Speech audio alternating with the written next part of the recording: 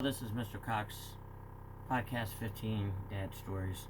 I want to talk here tonight about boating accidents and boating close calls and stuff like that. Being an aquatic biologist by training and trade, I've spent a lot of time in the boats, boats and boating deals, as well as, growing up around boats and around water.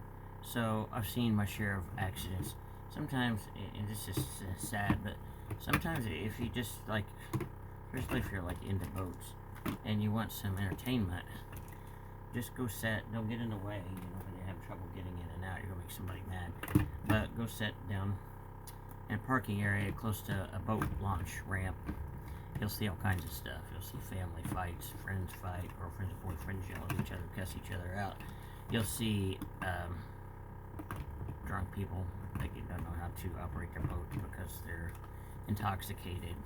You'll see possibly boats get sunk, boats get swamped with water, cars get hit with rocks, because, for example, I was at one boating place and just taken my boat out after we'd been there all day, and it was getting not far from dark. These people were taking the boat out. Real nice ski, I think it was like a ski nautique, a real nice, expensive skiing boat, looked like it was awfully new. Husband or wife, I assume, it could have been a boyfriend or girlfriend. The guy had his significant other get into the truck after he had backed it in. He had the boat on a rope, tied off. So after he got in, he had his significant other, woman, get in the truck to pull the boat out. He gets in the ski nautique. Of course, he's giving her all these rapid directions and stuff. And I'm sure he had her stressed out. But he's in the boat now. He's untied it. He's hooked up to the trailer, ready to go, and he starts waving for her to go, go, go. She floors it. And this is I think it was like a concrete, but it had a lot of gravel covering it. She jerked the boat up out of the water. He's holding on to not keep from getting thrown off, and she's just pelting the boat with rocks, and he's back there screaming, and it's like it was something else. I don't like to laugh at people's problems, but sometimes some of it's just too much. I've seen a lot of boats where people forgot to put the plug in the back to launch a boat, tie it off, on the other side on a dock or something, and go to get the car, and then come back, and the boat's going down. A lot of times too late. Now, some of you know, if you're moving fast enough in a boat where you can reach the drain plug, and you've got a little bit of water in the boat, you can keep the boat moving at a good speed, pull the plug out, and will drain the water out because the force of the water moving, and the boat moving over the water will drag the water out, plus the boat's, if it's up on plane, it's going to tip it back. But you can make sure you get that plug back in before you slow down. If you don't know what you're doing, I suggest that you don't try that. Okay, because it can be an accident. You can lose a boat. There's all kinds of videos on YouTube and probably other platforms of people doing stupid things in boats. Sometimes in ships. They're very interesting if you like that kind of thing. There's a really good boating accident where somebody looks to me like they had too much to drink, and somebody gets a little too wild with a speedboat and throws everybody all over the place. Glasses go flying off, people go flying under the seats and all kinds of stuff. But accidents, and again, I'm not, belittling anybody. I'm working on feeding my cats and center over here, so, but or anything like that. Like some of my bosses and some of the other people, my friends that are involved in these, great people. Highly respect them, love them. Not, sometimes just lack of judgment. All of us can do lack of judgment. And so I had canoed for years. Never had a canoe sinking. Never flipped a canoe. Never fell out of a canoe. Jumped out on purpose, but never had a problem. But I was in a youth group trip. And I think they were after maybe the young guy in the front of my boat, who doesn't really know how to handle the boat maybe that well. you have to kind of know in a canoe to work the front and the back together. We were doing okay, but these girls come in this other canoe, and they're like, where we're at, like, on like this, they come purposely, like, T-boning us, and just drive their canoe right over the front of our boat and push it down. So that time we went down, there was nothing we could do to avoid this at that point. But it's a good idea, you know, to not panic when you're in a canoe. If you go close to trees and the shoreline and you freak out and you start grabbing the trees, it's going to rip you out of the canoe and probably flip your canoe. At least you're going to be in the water. I've seen that happen before. I've been with youth group trips where mothers got freaked out and had to get put in a canoe with me because they couldn't stand it with their kid, and they were just stuck out on riffles and things like that. But at any rate, now let's go to speedboats and motorboats. Some jobs I've had. One of our, I don't know what he was thinking again. Great guy, nothing against him. One of my bosses, when I was first working, second year, I think, of aquatic biology work in the field, one of my bosses decides for us to go electrofishing. Okay, we're going to go out. You can't do that unless you, like a biologist, have a scientific collector's permit. You're not trained to take the fish, eat them, sell them, keep them, or anything like that, or hurt or kill them. You're weighing, measuring them, getting the information. Sometimes you take scale samples, little scale samples. You can age the fish, check out the fish's age. Sometimes in some situations you're also checking the gender of the fish, etc. So you take all this information down on fish and you put the fish back. But in order to electrofish, you have one or two people standing in front of the boat, and you have somebody else driving the boat. You have the generator, you have the electrical control box, because you don't want to put too much electricity in the water, too high amperage voltage, or you can kill fish or maim them, and you don't want to do that. You just want to stun them, draw them to the boat where you can capture them, check their weight, length, etc., and put them back. Sometimes you're tagging them for further studies as well. So we were in some really wavy night weather. Wind on a perch lake. It was a man-made lake that was used for cooling a power plant. And so perch lake means it's like built up like this. So it's setting up, there's rocks and dam holding it. So the water's up higher than normal ground level. And the wind's whipping across that. And we got some pretty good wave action going there. Some small whitecaps and things. He decides we're going to go electrofishing at that point. You know, I'm sitting here thinking, this doesn't look too good to me. Well, as soon as we get two of us up on the front of the boat, so you could bring the nose down a little bit to get electrofishing, the waves just start swamping from the boat. That was it for that electrofishing trip. Rocks all around the side, unless you're back at the ramp side, which is clearly the other side of the lake from us. There's no way we could land the boat with the waves and the wind. It would tear us and the boat up. You can't get out and like go ashore to rip you up on the rocks. So we're having to bail as fast as we can. We've got the electric pumps working, and we're all taking cans of whatever we can get and bailing out. We finally got it out enough and got back, but it was insane. A couple other things. One time I was with a different boss, and that was really liked him. You know, nothing against him. He was one of my favorite bosses. But I don't know what he was thinking a couple times either. One time we were in a deal where we were seining to find out minnows and fish, larva fish, their populations. And we're like in beaches in this big river where the Wabash River is really big. And he's like, the boat's kind of following us along real close to the shore. I'm like, you know, what about that? And he's like, it's all right, it'll follow us. So, you know, we're just sailing around to go on, and pretty soon the boat's going farther and farther. I'm like, and then the boat's out too far. Okay, we're doing this in, I believe it was November, and the water temperature is about 40 degrees. That's not good swimming weather. He jumps in, pulls his shirt off, jumps in. We all had swimming trunks or cut off pants, like jeans. And he jumps in and tries to gonna go out and swim out and catch the boat, which is like already to the middle of this river, and it's getting fairly deep out there.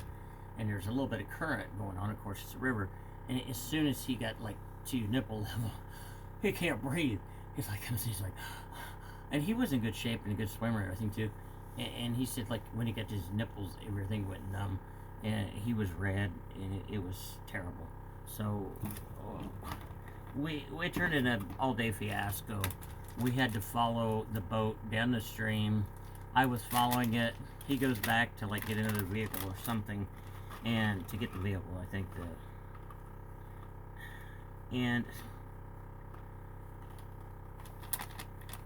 I'm following the boat. He goes, I'm going to follow the boat on down the stream, and he was going to go get the Suburban. We had a Suburban back when they were utility vehicles instead of luxury vehicles. And he goes back to get it, maybe get some help or something. I'm following it down, and I look, and I've never seen anything quite like it. Tall poison ivy plants way up over my head. You know, I'm 6'2", so they're tall. And I'm like, ooh, dude, I hope I didn't touch any of them. Well, whether I touched them or not, or just got it in the wind, I don't know. But I had the worst poison ivy I've ever had. It took over a couple of months, multiple doctor visits. They had to do a core sample on my skin to make sure it was really poison ivy rash. I knew it was because it was in the poison ivy.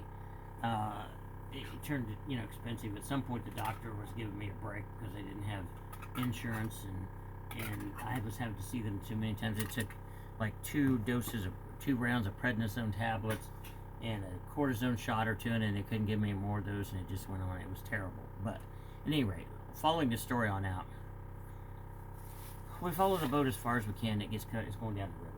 We can't get the boat. So I go back. If somebody takes me back or something, I get the other truck. We've got a Ford truck and a Suburban. No, the Ford truck's not 4-wheel drive.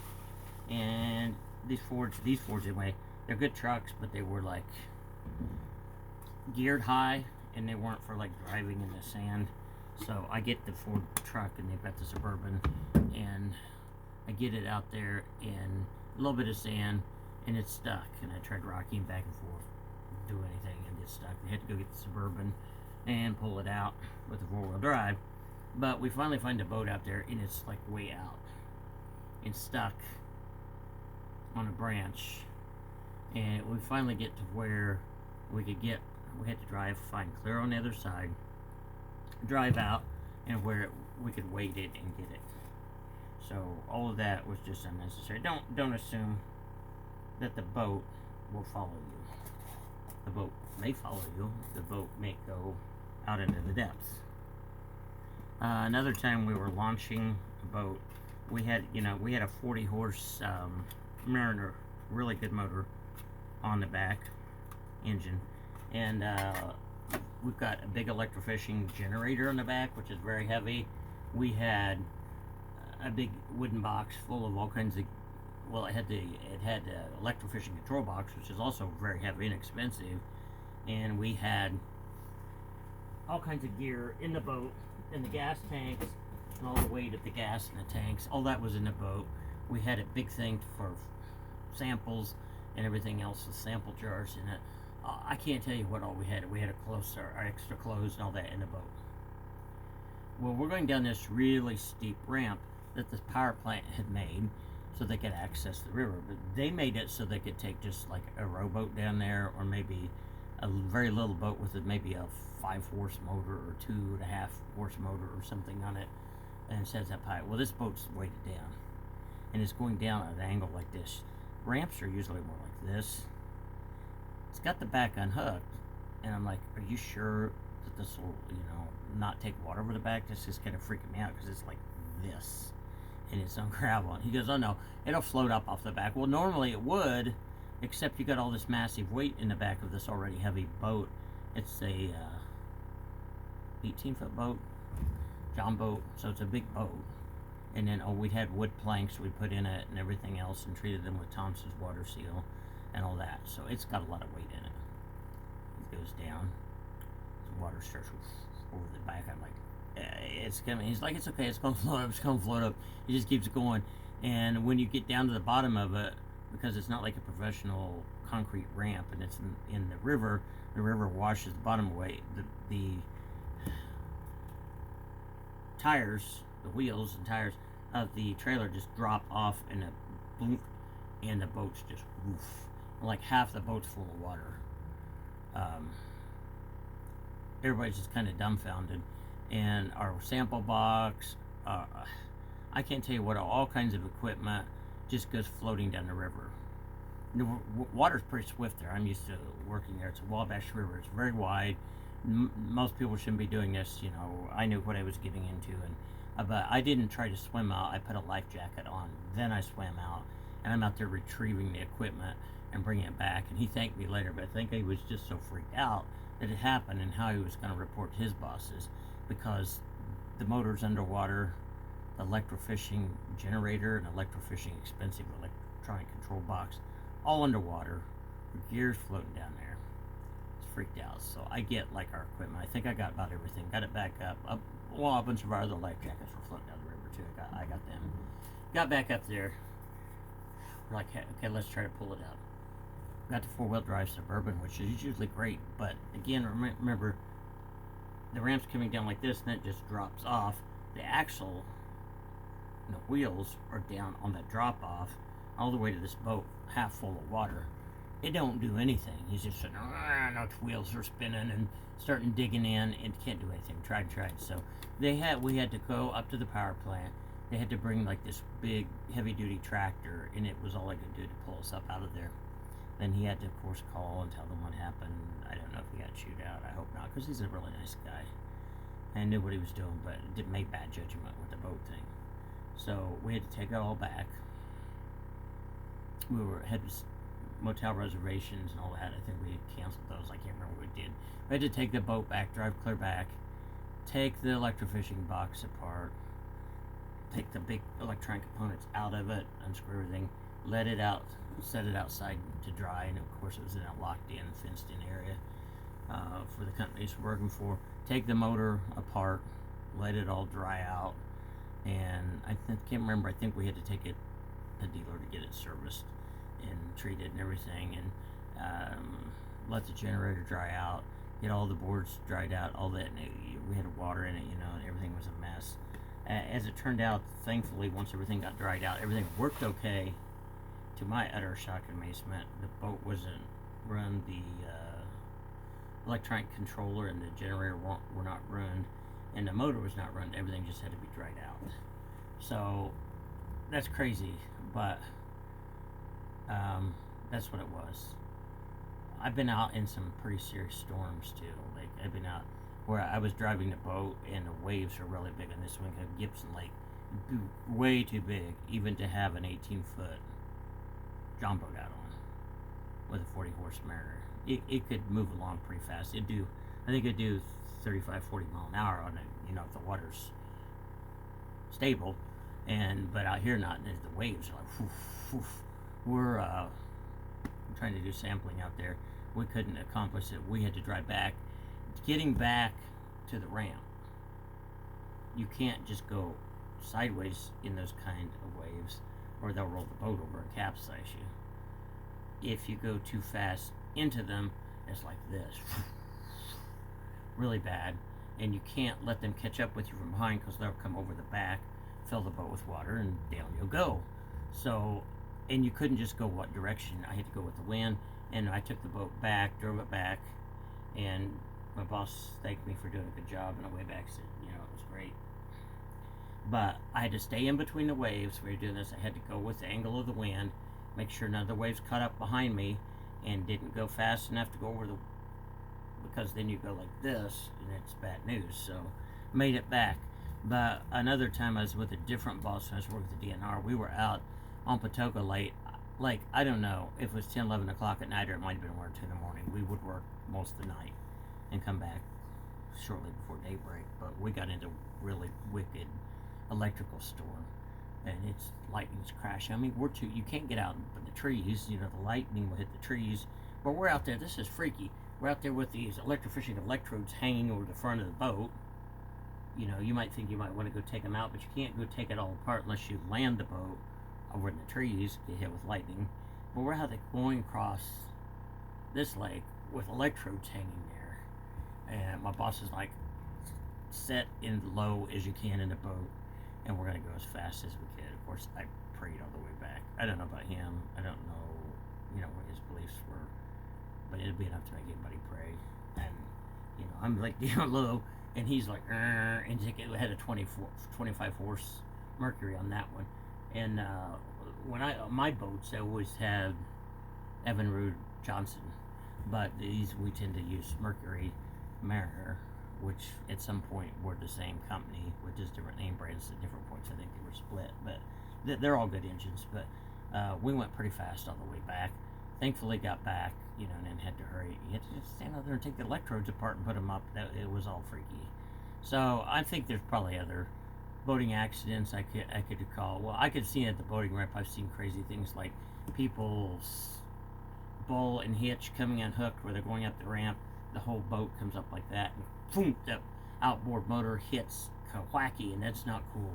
You usually hear a lot of cussing and probably some crying and screaming and carrying on at these places, so